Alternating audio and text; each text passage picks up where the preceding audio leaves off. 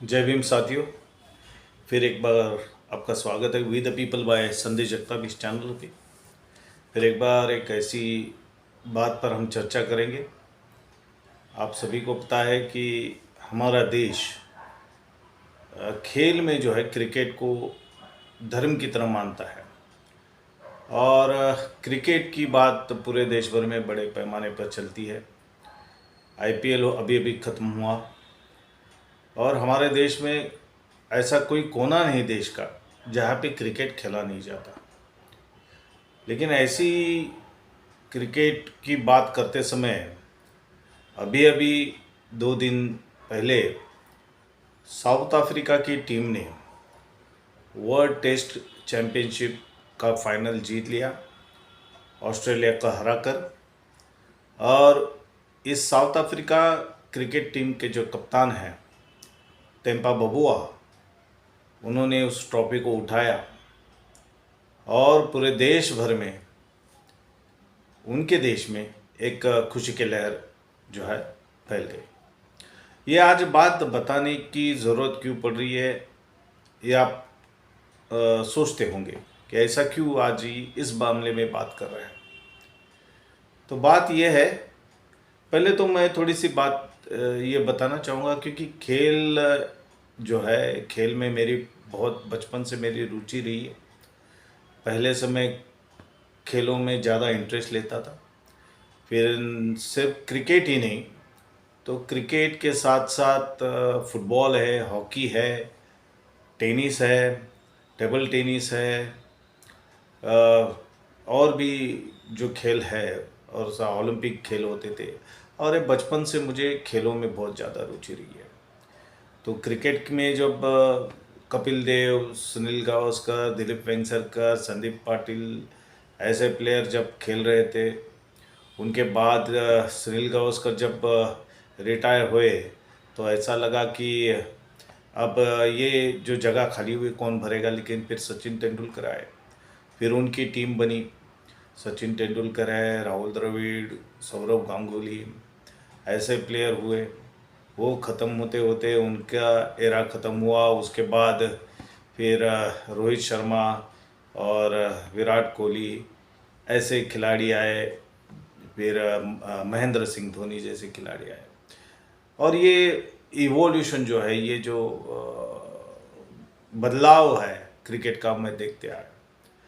लेकिन क्रिकेट तो मुझे पसंद था ही, साथ में साथ जो है टेनिस भी देखता था और जो बाकी के खेलों में भी उतनी ही रुचि रही। तो बचपन से मैंने विंबलडन की जो टेनिस टूर्नामेंट होती थी उसको देखते आया। फिर बियॉन्ड बॉक्स से और मैकेनरो का जो फाइनल हुआ था जिसमें मैकेनरो जीते थे पहली बार, वहाँ से लेके फिर उसके बाद बोरिस बेकर, उसके बाद जो है पेट सैम्प्रास है, ये सब। और अभी जो है इवन जो है वहाँ तक जो है आज तक की खिलाड़ियों का जो है हमने वो देखते आया हूँ। तो ये सिर्फ महिलाओं में भी जो है मार्टिना नवरातिलोवा हो, स्टेफी ग्राफ है, फिर जो है जो विलियम सिस्टर्स है, इनकी टेनिस में जो उनका नाम है वो देखा। और टेनिस हमारे देश में बहुत अच्छी तरह से बहुत फेमस था पहले। क्रिकेट से क्रिकेट तो था ही, लेकिन बाकी भी खेलों में लोग रुचि लेते थे। तो जब बोरिस बेकर और मैकेनरो खेल रहे थे उसी वक्त में हमारे देश में आनंद अमृतराज और विजय अमृतराज जैसे प्लेयर थे, रमेश कृष्णन जैसे प्लेयर थे। फिर आए महेश भूपति आ गए, लिएंडर पेस आ गए, सानिया मिर्ज़ा हुई। लेकिन अभी कोई टेनिस का ऐसा नामचीन प्लेयर हमारे देश में नहीं दिखाई देता जो पहले थे। रमेश कृष्णन तो सेमीफाइनल तक पहुँचे थे फ्रेंच ओपन में, अभी उतने नहीं दिखाई देते। बैडमिंटन की बात करें तो बैडमिंटन में सब दीपिका पादुकोण को तो जानते हैं, लेकिन उनके पिताजी जो है प्रकाश पादुकोण, वो ऑल इंग्लैंड जो बैडमिंटन की स्पर्धा होती थी उसमें वो चैम्पियन रह चुके हैं। 2 बार चैम्पियन रहे, 71 और 77 में चैम्पियन रह चुके हैं। उनके बाद जो है हमारा चेस में भी हमारा नाम रहा है। विश्वनाथन आनंद हमारे ग्रैंड मास्टर है। जो स्नूकर होता था, तो स्नूकर में भी जो है पूल खेला जाता था। उसमें भी गीत सेठी जो थे इंटरनेशनल लेवल पे उनका नाम था। तो बहुत सारे ऐसे प्लेयर थे जो इंटरनेशनल लेवल पे बड़े अच्छे प्लेयर भारत ने दिए हैं और बहुत अच्छे लोगों ने वो काम किया है। हॉकी हमारा राष्ट्रीय खेल रहा है और राष्ट्रीय खेल होते हुए भी आज हमारी हॉकी की जो स्थिति हो अभी थोड़ी बहुत तो अच्छी है, लेकिन पहले तो बहुत बदतर हो चुकी थी बीच में। तो धनराज पिल्ले जैसे, प्रगत सिंह जैसे प्लेयर जो थे वो हॉकी को एक ऊंचाई तक लेके गए थे। लेकिन आज की परिस्थिति को देखते हुए आज क्रिकेट ने पूरे देश को कवर कर लिया है। और जिस चीज़ को ये तो उन्होंने तो इसको धर्म ही बना दिया। फिर धर्म होगा तो उसका भगवान भी होगा, तो भगवान भी बना दिया। भगवान है और मतलब क्रिकेट के भगवान हो गए, क्रिकेट का किंग है, क्रिकेट का प्रिंस है और बहुत सारे नाम जो है क्रिकेट ने पूरे देश को जो है बाकी खेलों से ज़्यादा जो है क्रिकेट का जो है वो बोलबाला पूरे देश में हो रहा है। ऐसा कोई कोना नहीं जहाँ पे क्रिकेट खेला नहीं जाता, इतना बड़े पैमाने पे। अब मैंने तो देखे कि हमारे मुंबई जैसे शहरों में स्कूल को जो जगह है, खेलने की जगह है, जो मैदान है, वो मैदानों में भी नेट लगा दिए है और वो भाड़े पे दी जाता है लोगों को खेलने के लिए। यानी बाकी और खेलों से ज़्यादा क्रिकेट को ज़्यादा महत्व हमारे देश में दिया जाता है। और वही क्रिकेट के बारे में आज जो मैंने कहा कि जो साउथ अफ्रीकन टीम है, वो साउथ अफ्रीकन टीम जो है वर्ल्ड टेस्ट चैंपियनशिप जीत गई। और ये बताना इसके लिए ज़रूरी है क्योंकि ये एक ऐसा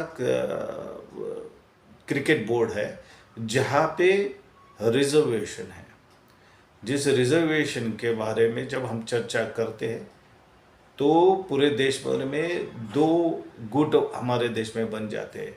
एक है रिजर्वेशन के समर्थन वाले और दूसरा है जो रिजर्वेशन का विरोध करने वाले। और विरोध करने वालों का जो दावा होता है, वो पहला दावा ये होता है कि जिनके पास हुनर है, जिनके पास क्षमता है, वही उनका ही चयन होना चाहिए। तो हुनर के साथ या जो क्षमता के साथ जो है किसी भी तरह की कोई कॉम्प्रोमाइज़ नहीं होनी चाहिए। ऐसे आरक्षण के विरोधी या रिजर्वेशन के जो विरोधी लोग हैं वो कहते हैं। वही बात आज साबित कर दी है कि ये जो बात हो रही है कि क्षमता होनी चाहिए या हुनर होना चाहिए या स्किल होनी चाहिए, कैलिबर होना चाहिए, ये बात आज साबित कर दी तेम्पा बबुआ ने। तेम्पा बबुआ ने जो साउथ अफ्रीका का क्रिकेट का कप्तान है उसके टीम का, उसने ये साबित किया कि रिजर्वेशन में आने वाला खिलाड़ी ये इसके पास भी हुनर होता है, इसके पास भी क्षमता होती है, उसमें भी कैलिबर है और वो भी वही कर सकता है जो बिना रिजर्वेशन से आए हुए लोगों के साथ। तो ये बात बतानी थी मुझे कि जो रिजर्वेशन के विरोधी लोग हैं, जो कहते हैं कि रिजर्व सीट पे आने वाले के पास कोई कैलिबर नहीं होता है यानी क्षमता नहीं होती है या उनके पास हुनर नहीं होता है, ये बुद्धि का ठेका जो हमारे देश में कुछ वर्णों के लोगों ने लेके रखा है।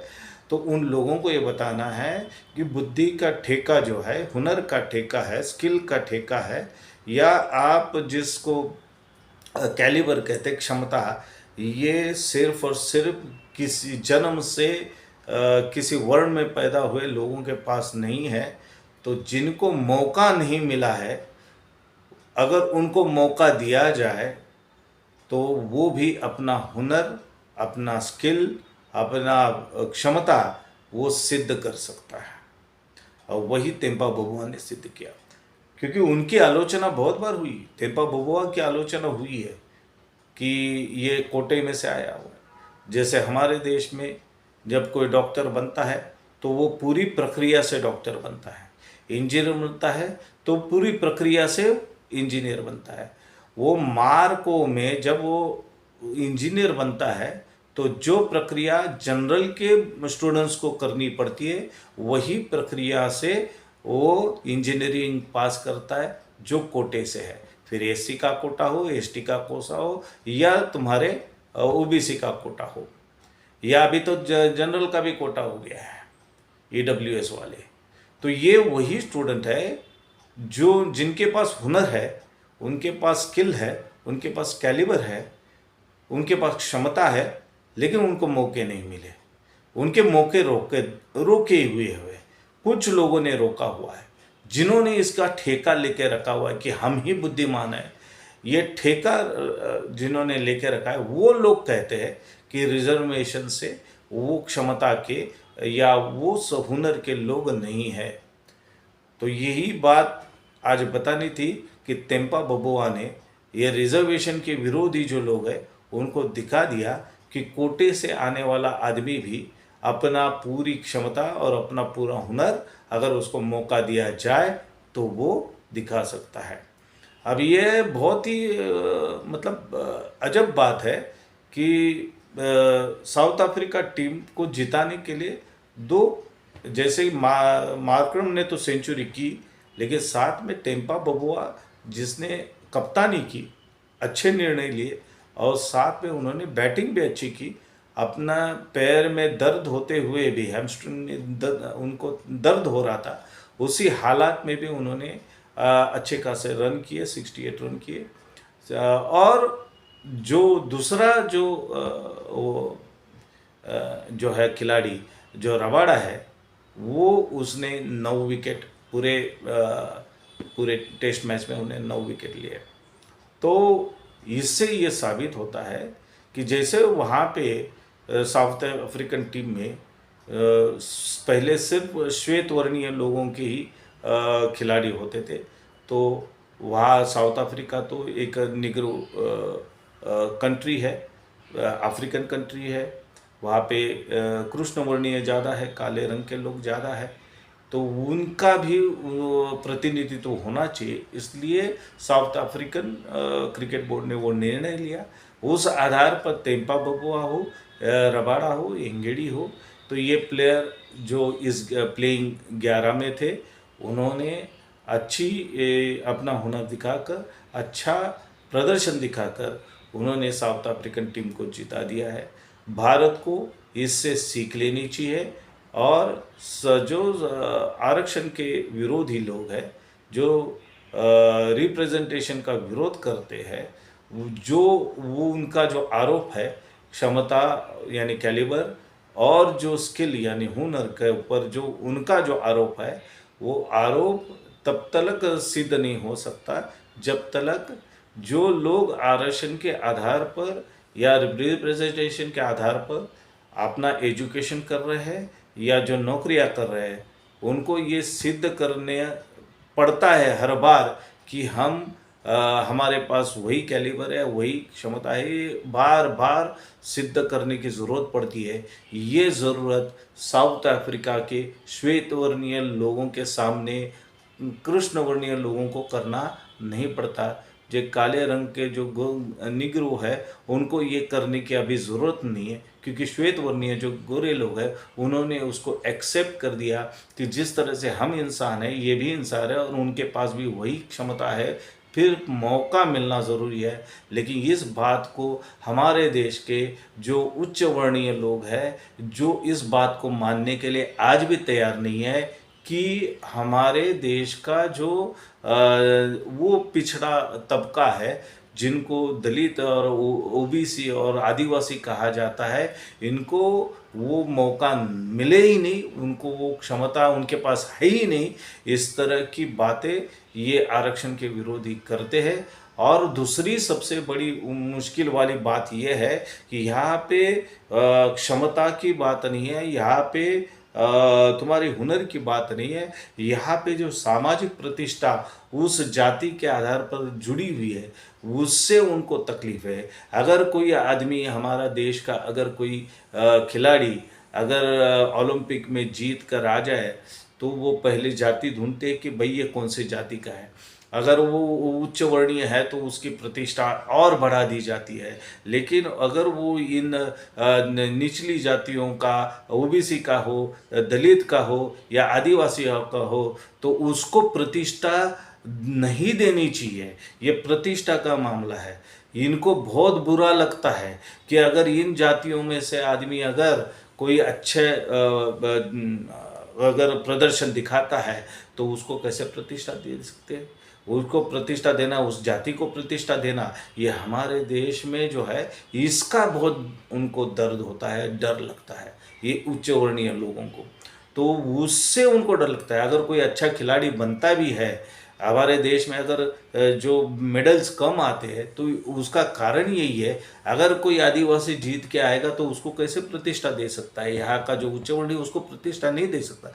अगर कोई दलित अगर जीत के आ जाए, कोई मेडल लेके आए, तो उसको कैसे वे प्रतिष्ठा दे सकते हैं। कि धार्मिक दृष्टि से किसी दलित को प्रतिष्ठा देना हमारे देश में सही माना नहीं जाता है। और इसीलिए हमारे देश में खेल की जो दुर्व्यवस्था आज हुई है, और क्रिकेट एक ऐसा खेल बना है जो पूरे देश में फैला हुआ है, वो खेल ये अब सिर्फ और सिर्फ पूंजीपतियों लोगों का खेल हुआ है।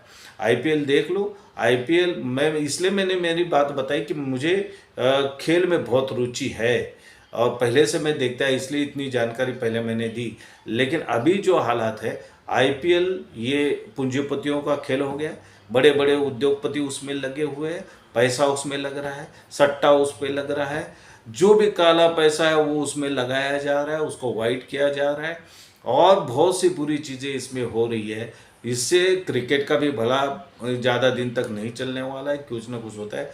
जैसे कि रोम का जो राजा होता था, जब उसकी वजह कुछ गलत काम हो जाते थे या उनके निर्णय गलत होते थे, लोग उनके ऊपर भड़क जाते थे, तो ये रोम के जो राजा होते थे, वो रोमन साम्राज्य के, वो ग्लैडिएटर्स के खेल या ओलंपिक खेल शुरू कर देते थे, जिससे लोगों का जो है बदल जाए। वो उधर उनका कंसंट्रेशन हो जाता था, उधर उनका ध्यान भटकाया जाता था, और वो असली मुद्दों से भटक जाते थे। हमारे देश में हर साल 1.5 महीने के लिए आईपीएल होता है, और इस आईपीएल में इस देश का पूरा युवा जो है वो 1.5 महीने में सिर्फ मुंबई इंडियंस जीत रही है, दिल्ली कैपिटल्स जीत रही है, आरसीबी जीत रही है, क्या हो रहा है क्या नहीं, उसको आजू बाजू में क्या घट रहा है, क्या बुराई हो रही है, क्या गलत हो रहा है हमारे देश में, इससे कोई उससे लेना देना नहीं रहता। वो सिर्फ आईपीएल में घूमता, पूरी तरह से अपना उसका ध्यान रहता है, और उसकी वजह से हमारे देश का युवा जो है वो बहुत जल्दी भटकने वाला है।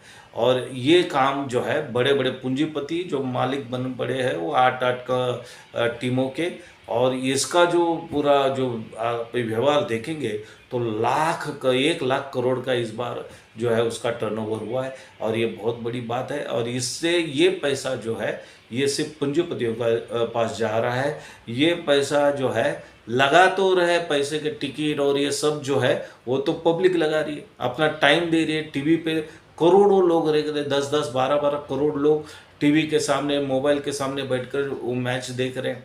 और ये पैसा किसके पास जा रहा है? ये लग रहा है पैसा टिकट के माध्यम से हो या और कोई माध्यम से हो, ये आम आदमी का पैसा लग रहा है, और ये पैसे का इस्तेमाल जो है पूंजीपतियों को हो रहा है, फ़ायदा इसका यही हो रहा है। तो इसीलिए मैं ये कहना चाहता हूँ कि आप लोगों को इस बारे में सोचना चाहिए कि क्रिकेट तो मैं खेल का विरोधी नहीं हूँ, क्रिकेट भी बढ़ना चाहिए, फुटबॉल भी बढ़ना चाहिए।